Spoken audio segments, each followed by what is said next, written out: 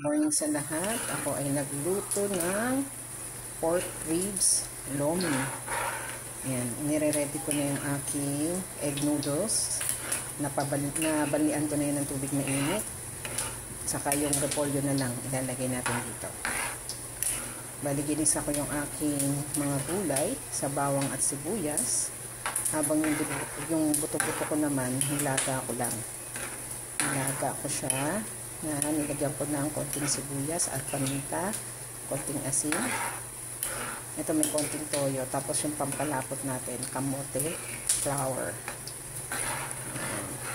Lambot na yung mga gulay ko. Ang gulay ko, sayote, carrots, at baguio beans. Saka repolyo. Ayan, ilalagay na natin itong binalian nating egg noodles. Ayan, para may mahalo natin, maluto pa natin ng gusto yan. Ayan. Ang masarap sa lomi, oh.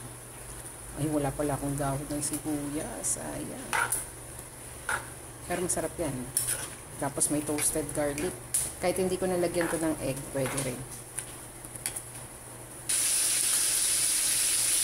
Ayan. Timplahan natin ng konti pang paminta. Konti lang.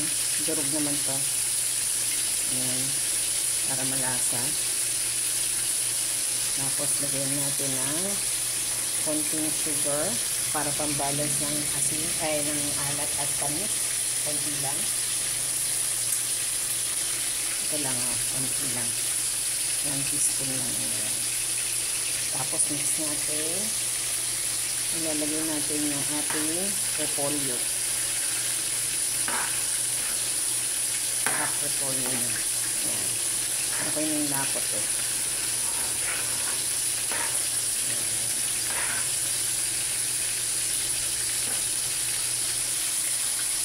Ayan, lagay na natin yung ating repolyo.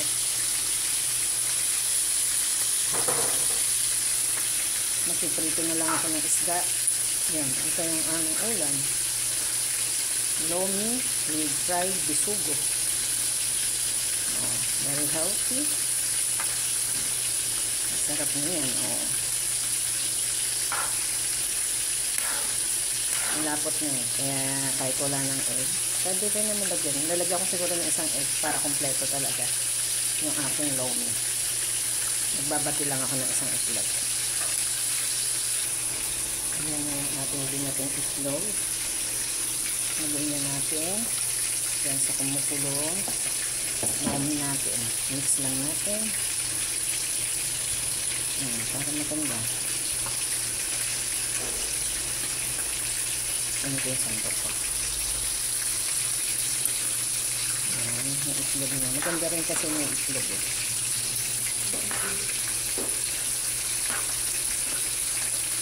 Ayan, o, diba? Ayan yung mga konting egg. Ayan, nakikita na dito sa ating sabaw. Sarap nito. Ayan. Ito na ang ating lomi. Pork ribs lomi.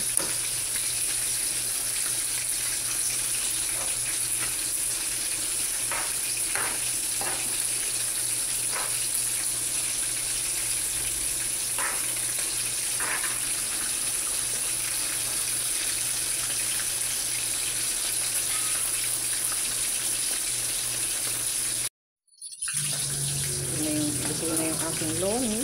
Pork ribs lomi yan. May baguio beans, carrots, sayote, at saka ano pa ba yung ano ko? Repolyo. May isang itlog, tapos egg noodles,